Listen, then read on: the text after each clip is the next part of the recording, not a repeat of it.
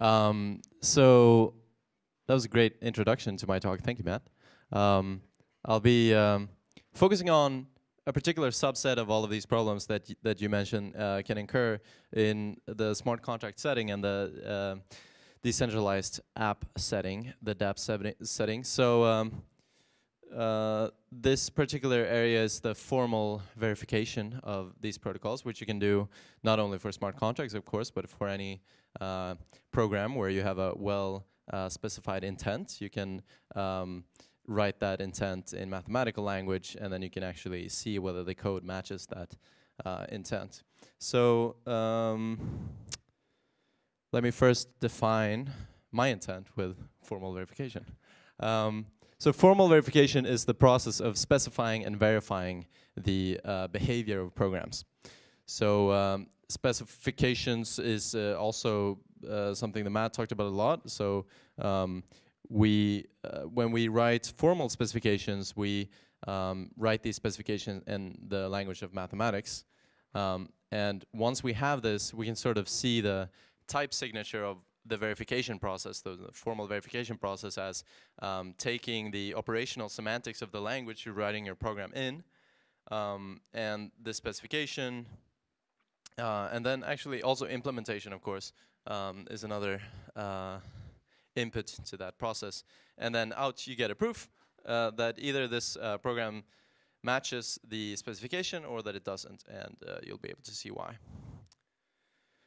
So to set the context and the setting of what type of assurances you can get with formal verification, I want to give a little taxonomy of the different kinds of things you might want to ensure against, or the types of problems that can occur in the smart contract setting.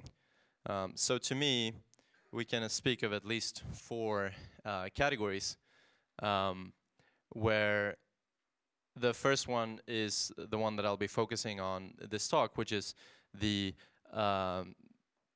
events that can occur during the course of one transaction.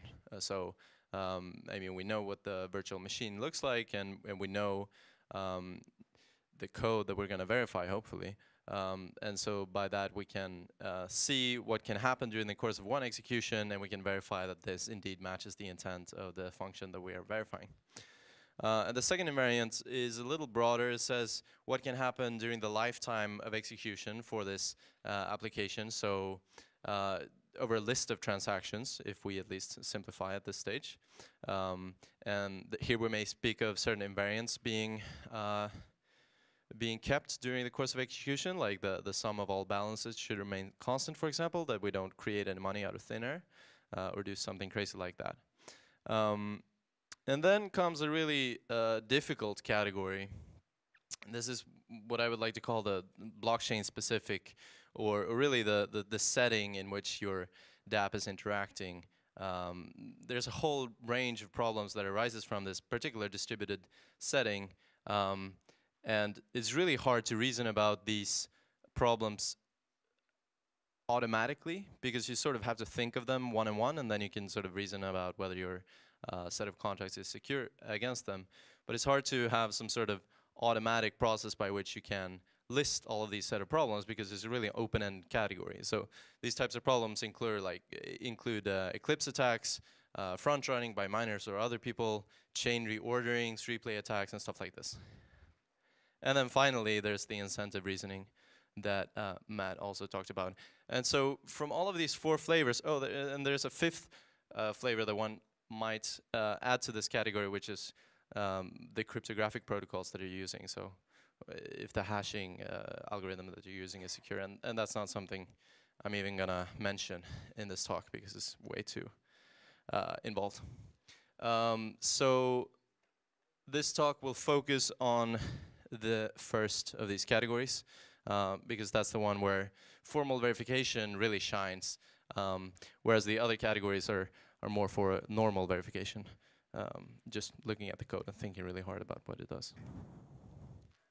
So to do formal verification of EVM bytecode, which is the virtual machine that Ethereum runs in, we need to know how the EVM behaves.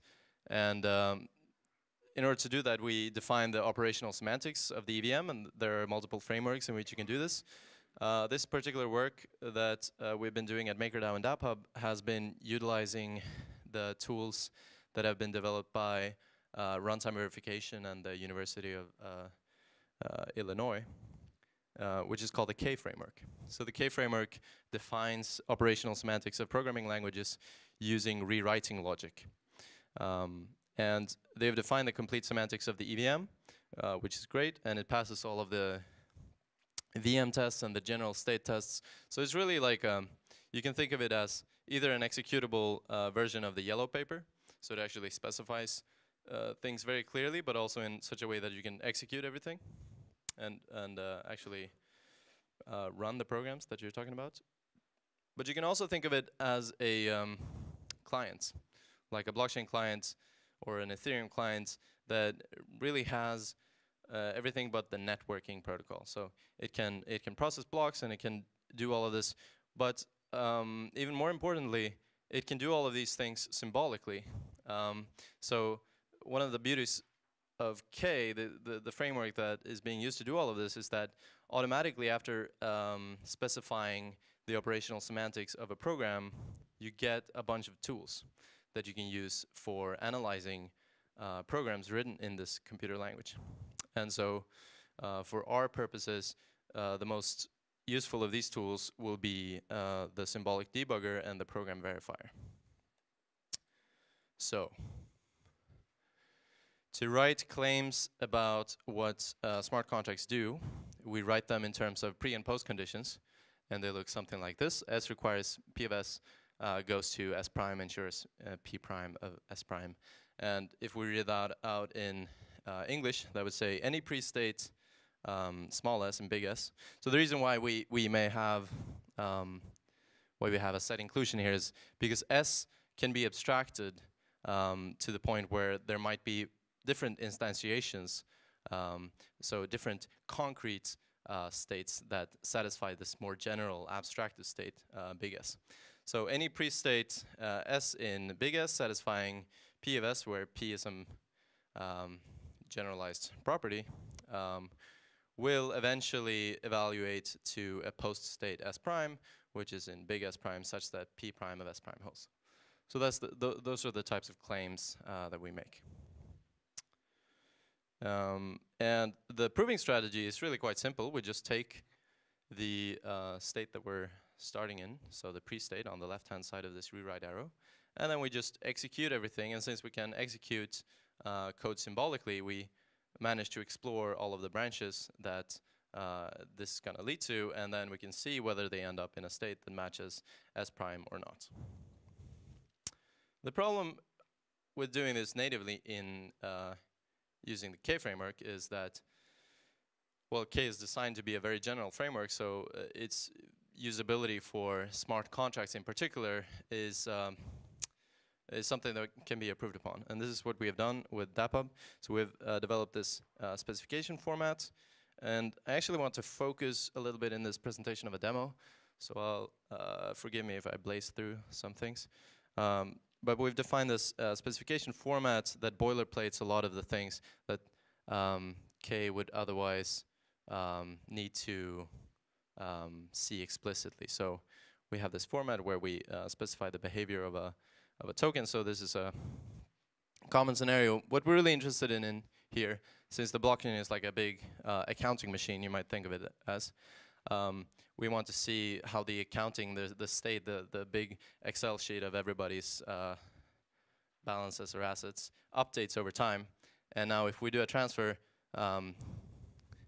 we want the balances of one person to go up while the other one goes down under a certain set of conditions. And if this is not fulfilled, then the whole thing should revert. So we generate a couple of specs from a specification like this. And these specs specify the complete behavior of a function like this.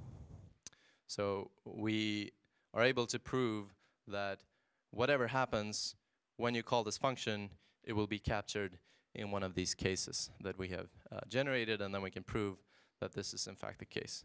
And I'll do a demo of this in just a second. So, actually I'll do the demo right now. So let's see what it looks like. So I did this yesterday. And some of you may know that there was a big, there's been a big transfer of the Melon token. We migrated from, or the Melon people migrated from an old token to a new token. And the way that you would do this is that you would call a smart contract that was called the Alchemist, and it had a transmute function where you could take your lead, which was the old Melon, and make it into gold, which was the new Melon token. And so here's a specification of what that function looks like.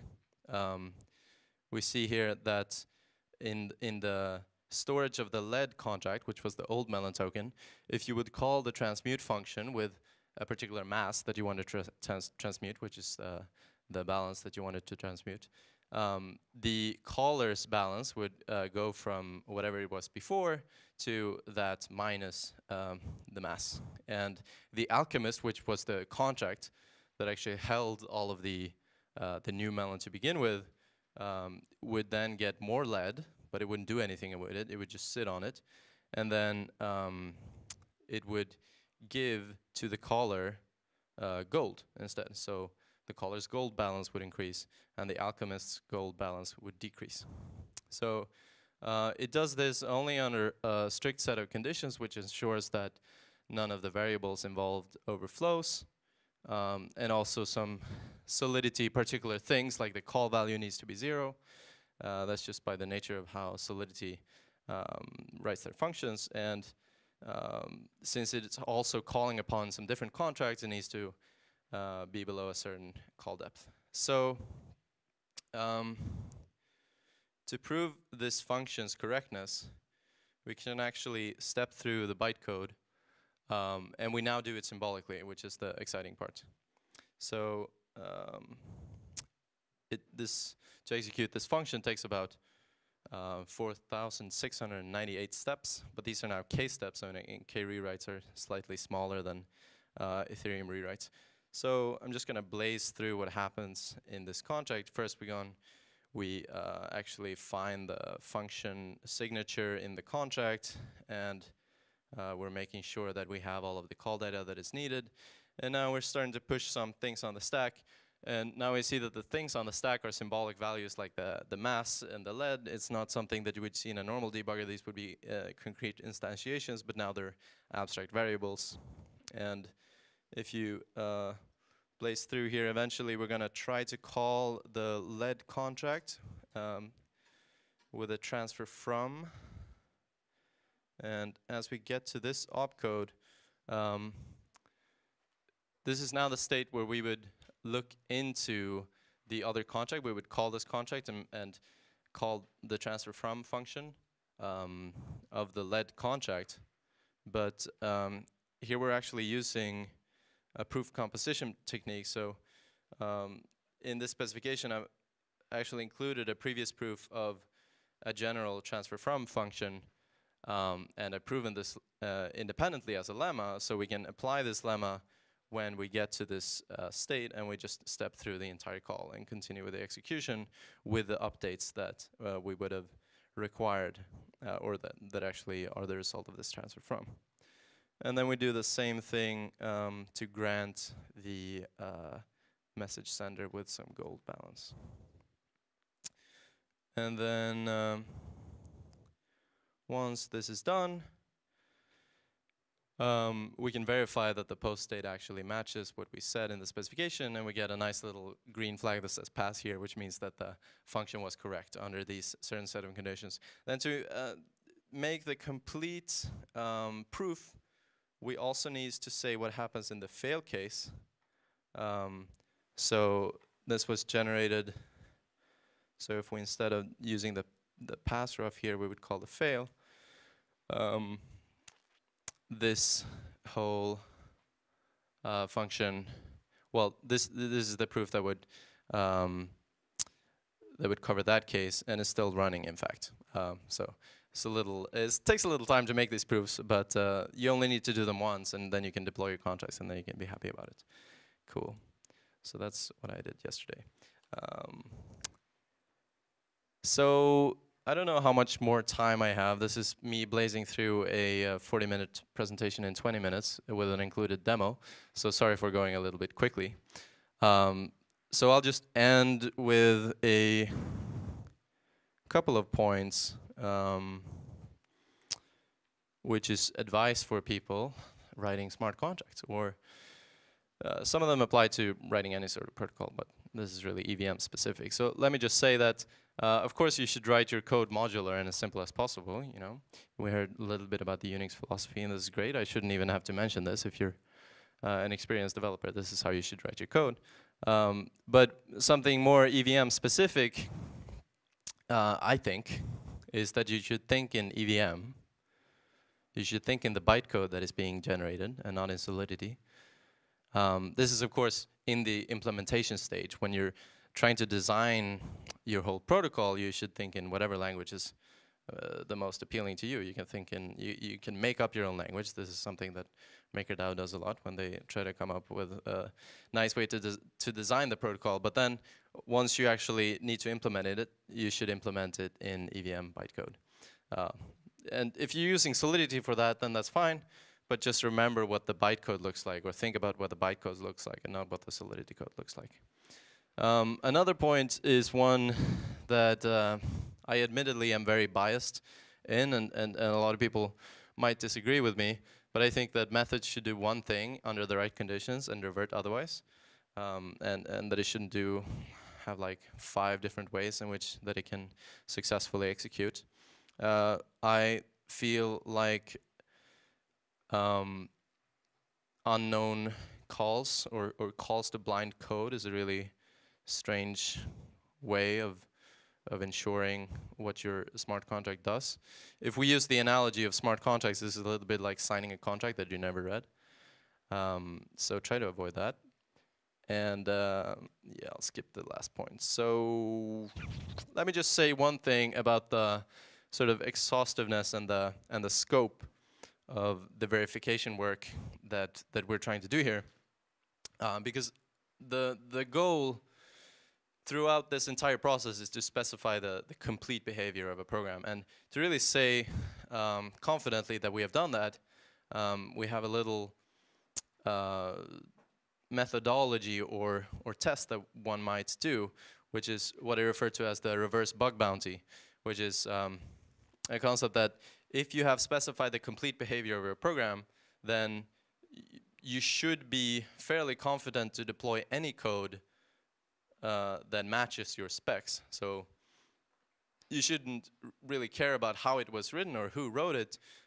If it passes your specs, then it should be as good as any code.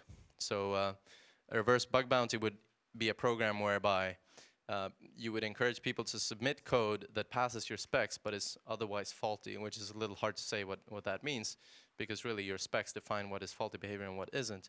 But this is a nice thought experiment, and I hope will not also be like a thing that we will do once we have these specs all done. Yeah, here are some things we want to do in the future. WASM support is the interesting one. The rest ones you can look through some other time. And here are my references. Thank you very much. Very cool. So are there any questions for you? Hello. In your code for the transfer, asset transfer, like the ERC20, if you can go back to it, where is there like, oh no, not this one, the one in your slide. Oh, okay.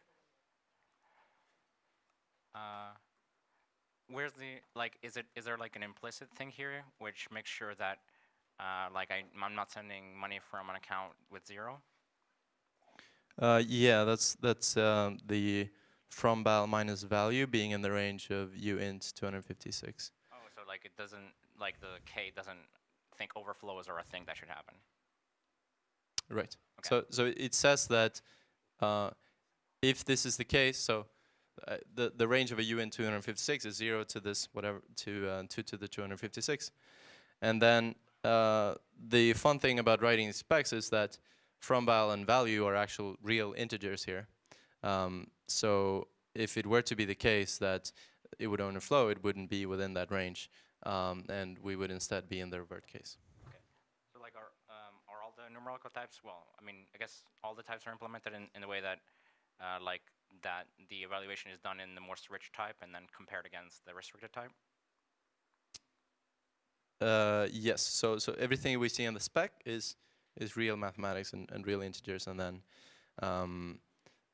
they're translated, or they're restricted so that, well, so from val and to val here are restricted to be in the range of 0 to 256 because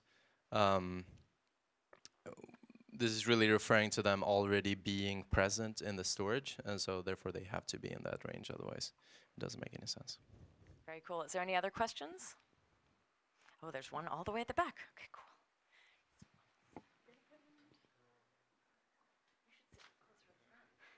In your specification, you had in the top you had a part about the storage, where it looked like you were mapping the storage variables to storage indices in the gold LED specification. Does the tool do this automatically, or do I have to do this manually? No, you have to do it manually as of now. I mean, it would be nice to extract this information from like the Solidity compiler, but it doesn't give you that. So you're just going to have to know that variables declared at the top are going to get, you know, the storage indices incremented as you go down.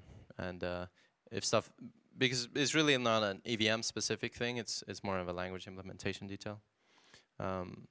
So it's not something that's given to you automatically. Very cool. Thank you so much for this talk. Thank you.